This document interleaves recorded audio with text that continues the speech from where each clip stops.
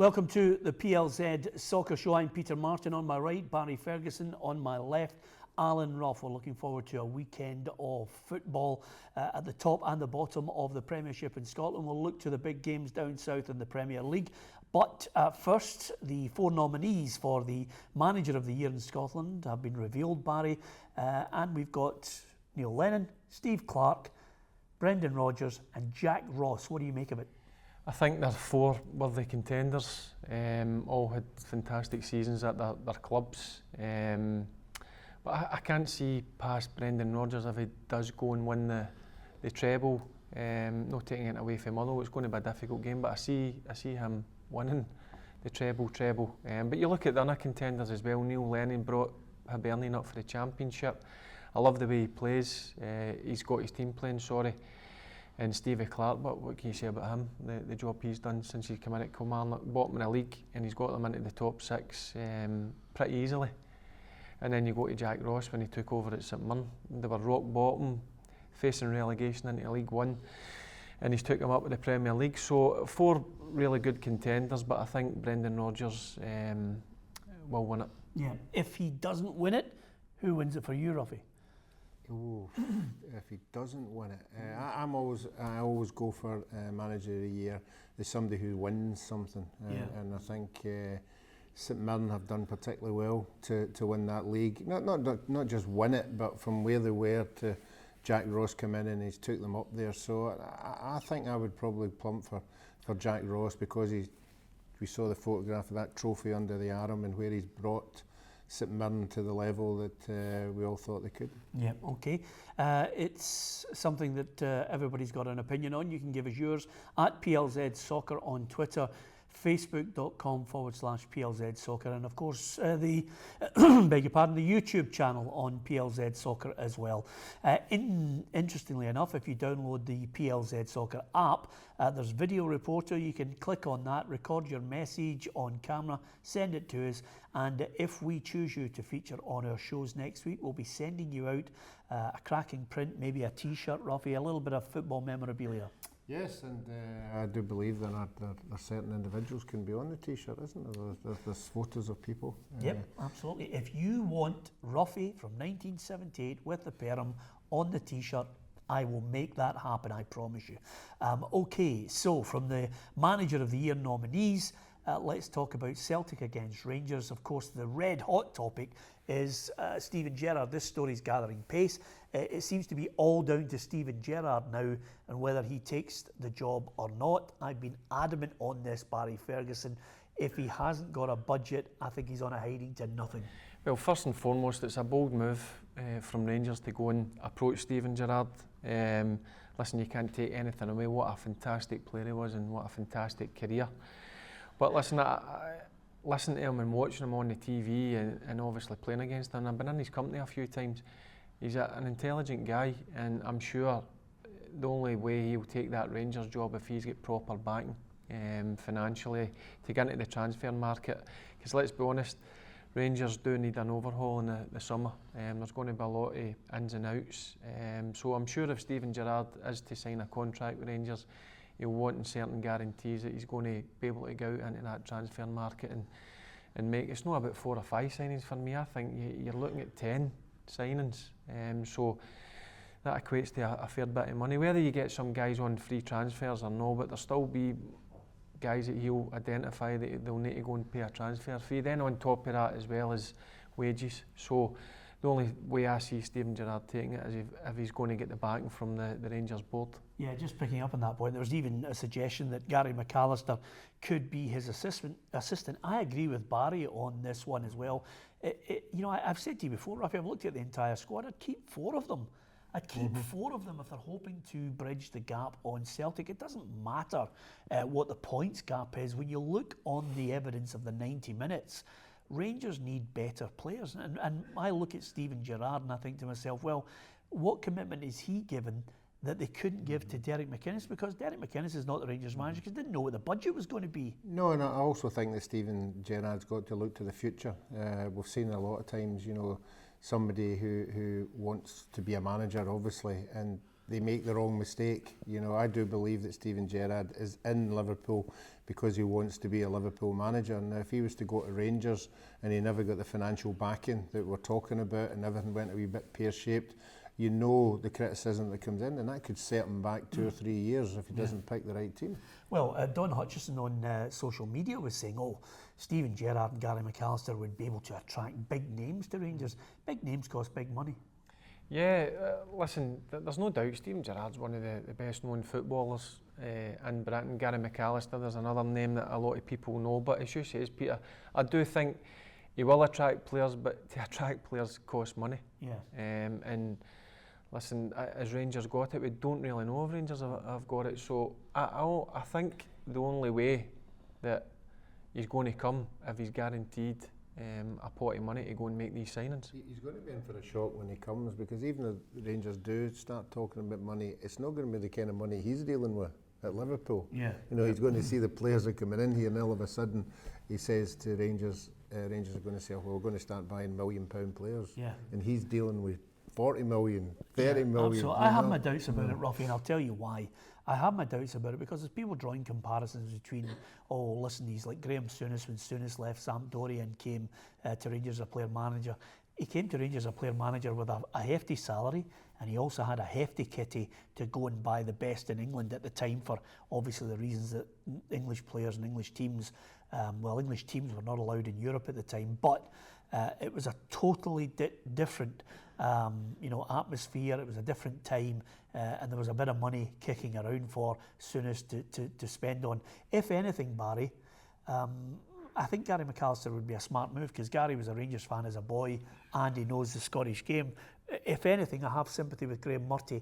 Yet again, the Rangers manager, derailed by Dave King going into the last Old Firm game, suddenly finds himself derailed again going into this one with all the talk of Steven Gerrard. Yeah, to be fair, I have got sympathy for him. I mean, the semi-final game, it was a talk about Dave King coming out and saying that about Graeme Murty's future. And then this week, it's a massive game for me first and foremost, but now there's a talk of Brendan Rodgers. I do feel for him. It must be a difficult situation he's put in. But I quite liked his press conference. He says he's come out fighting, so at least he shows to me that he's not letting it affect, but I'm sure it will affect him. And listen, I've been in a dressing room long enough, Peter. I know what the guys will be talking about. I'll be talking about the only one thing, and that'll be Steven Gerrard. Yeah. Do you think there's a chance that he'll come here? So it takes away from what's going to be happening Sunday. And first and foremost, Rangers need to get a performance, because the last performance against Celtic was certainly not good enough. Yeah, and on that point, I'll tell you, his face was frosty today in the press conference, Ruffy. Here was a man miffed that he had to literally fight for his job, because Graeme Murty came out and said, basically, I'm in the job and I'm going to fight tooth and nail in the next 4 games. You know, we were fourth when I took over. We're now second.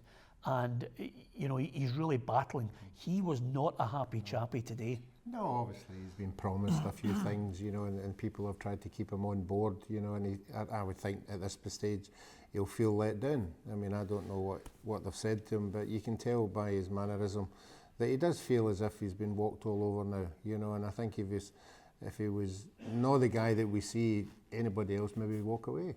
I don't know if you agree with that. I think if he was an experienced guy who thought he could get a job or whatever, I think with that today I got enough is enough. You know, how much do you want me to put up with here? You know, I'm trying to handle the games against Celtic, and then I'm getting hit with this, and then I'm getting hit with that. I think now at the early stages he was enjoying every minute of it, and quite rightly so. I don't think he'd done anything wrong, but I think things are now grown arms and legs, and I think he's the one that's at the brunt of it all. He's not. He pointed out today, it's not even his side, Barry. This is not Graeme Murty's team. No, listen, he made a few signings in January, which helped him. It kicked him on our Rangers side on a bit. But listen, if you look at the Rangers team, that's a Pedro Caixinha team. Listen, I don't think he'll walk away. I get the watching him and listening to him. I think he's professional enough to try and put it to one side and just get these games out of the way and see what happens at the end of the season. Because if I'm honest, I don't think he's going to get the job, but that's for sure after the comments that's come out, and obviously they're linked with Steven Gerrard and other managers. But I do think he will just remain professional and just get these games out of the way.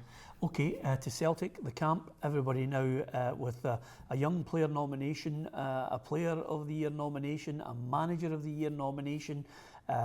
They only need one game, a win over Rangers, something that everybody was trying to avoid. If they win at Celtic Park on Sunday, they're over the line. They've got the 7th consecutive title. Yeah, it's one of these ones where I'm hoping that the Rangers players are on this training ground this week saying, listen, we've got to go and regain some sort of pride for the supporters and also for themselves, because certainly the game 2 weeks ago wasn't good enough, and also you want to go and try and spoil the party because their biggest rivals, their closest rivals, whatever you want to say, can win the league. So you would like to think that they'll try and go there and try and spoil the party for Celtic. Yeah. The other thing I was going to say, Ruffy, which I think is something that I haven't thought about, but it's a key issue when it comes to the PFA Player of the Year Awards on Sunday. Obviously, I'm going to be sober. I'm going to be hosting the event. I'm going to be looking forward to it. Got a lot of friends there. The last thing you want when you're out, and we've got a table where all the team from PLZ Soccer are going to be there. The last thing you want is to be sitting there, you're all having a laugh, you're chatting with each other, it's near enough the end of the season, and then there's somebody in the corner just sulking and ruining it for everybody. I hadn't thought of that, Ruffy, and that's the last thing. That's the last thing you want with, I'm not pointing any fingers, but if Barry's just sitting there, just ruining it for everybody, is there any point in inviting him? Well, we'll just move him to another table. Honestly, this game, Tom Rogic says he's contemplating, signing a new deal. Dembele's trained today.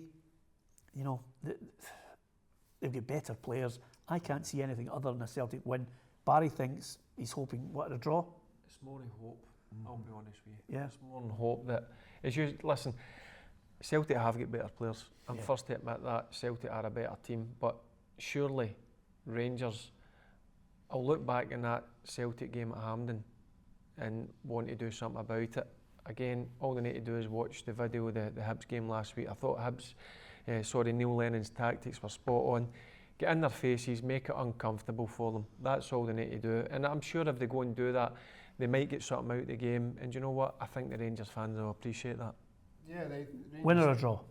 Oh, it's a win for Celtic for me, but Rangers really do have to hope that certain Celtic players don't turn up. I'm still not convinced with the defence, as we saw last week against Hibs, but as we keep repeating ourselves, you've got to get at that defence, you've got to be prepared to set your stall out, to get into that third of the park and cause problems, because we've saw in the games that Celtic have played. One thing Hibs done last week, they took a few risks, and I think Rangers need to go and do that as well. Take a few risks and go and see what happens. Listen, there's no doubt that Celtic are the best team, the better team, but go and make it uncomfortable for them. Go and put pressure on the defence, which is the weakest part of the Celtic team. Yeah, I have to be honest with you, Barry. I'm I'm not going to pull any punches here. We've already talked about the standard of player. If I was looking at some of the midfield guys that you played alongside, if I was looking at you and you were in the middle of the park and I was thinking to myself this Sunday, let's just say you were playing for Rangers, I'd think to myself, Ferguson can lead, can inspire, can grab the game by the scruff of the neck and can drive forward, can take players on, can pick a pass. I'm looking at that and I'm saying that's what you could do. There isn't a leader like that. I'm sorry, Graeme Dorrans has come back from injury. He is not the man to go past a player. He's not the man to pick a pass. And I'm sorry, Greg Docherty is a young man with too much pressure on him in the middle of that park. Scott Brown, as you said last couple of weeks, was walking about with a house coat and cigar on. And slippers. Yeah. I look at it and that's, for me, Celtic's strongest part of the team. Brown and Cham and Rogic. Yeah. And then you can put McGregor into that. I know McGregor played on the left-hand side. But listen, go up against them, make it uncomfortable for them. Yeah, fight. That's all the Rangers fans are asking for. Go on and don't stand off them and as you say, give them 5 yards to go and do whatever they want with a football. Yeah. Just get in their faces and listen, see if they get past you. Go and tackle them, pull them, do whatever to try and get a result. That's all I'm looking for on Sunday. Yeah, Aberdeen have got a great incentive, Ruffy.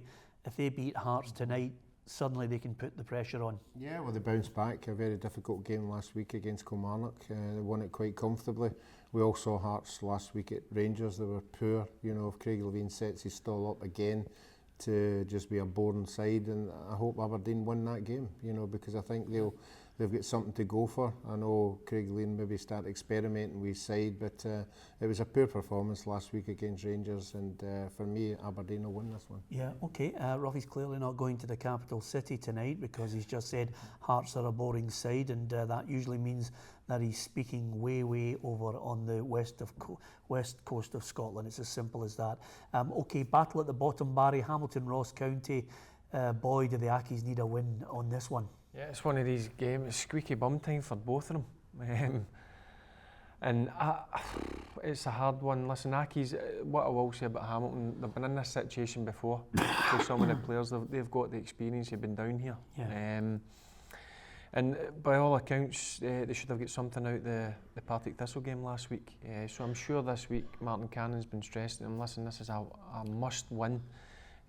Ross County travelling 3-4 hours down. I know they've picked up a bit of form of late, but I think Hamilton will win this by an odd goal. It'll be a tight affair, it'll be a cagey affair as well.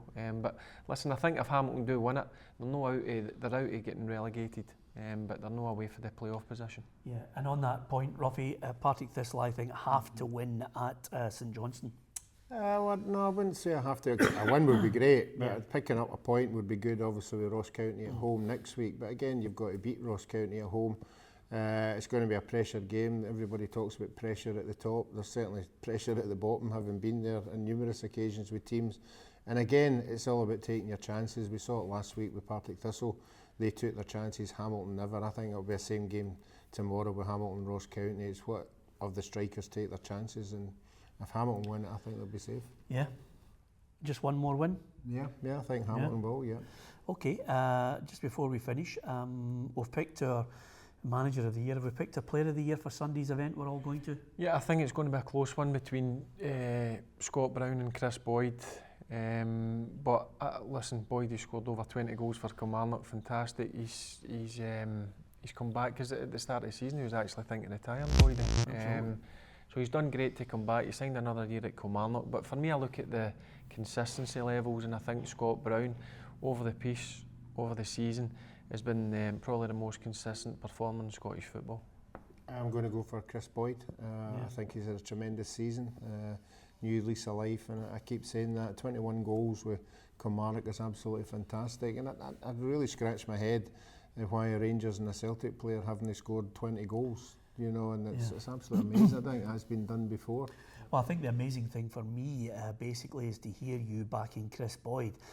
This is a guy a couple of years ago when I was saying Chris Boyd will score 20 goals at Kilmarnock, looked at me, laughed and said not a catch chance in hell. I kid you not, Barry. We had to get Boydie up when he'd fired in goal number 20, and there he was all timid in the corner. Sorry Boydie, I got it wrong. And now you're shouting from the high heavens. Yep, I'm just looking at the form that he's produced, and the good thing about it is, well, I love it when he scores as well, because it's always a wind-up. Oh yeah, well, I love that. Do you? Yeah, do you know what? I have not a problem with that. Yeah. I mean, it's okay for fans to give the players a bit of stick, and I don't mind if listen, he doesn't go overboard with the celebration, but he has a wee bit of banter with the fans, and I don't mind that. Yeah.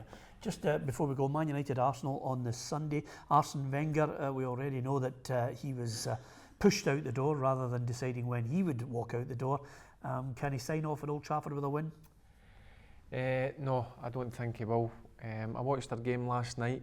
I was hoping that they would win it and be 2 or 3 goals after the man gets sent off. Is that why?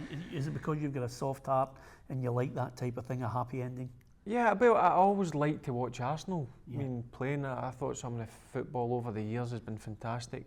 But listen, I think the time's right for him. I'm just sad the way it's ended, that he's been pushed out. I would rather that he made that decision. But I don't see them getting anything in Sunday against Man U.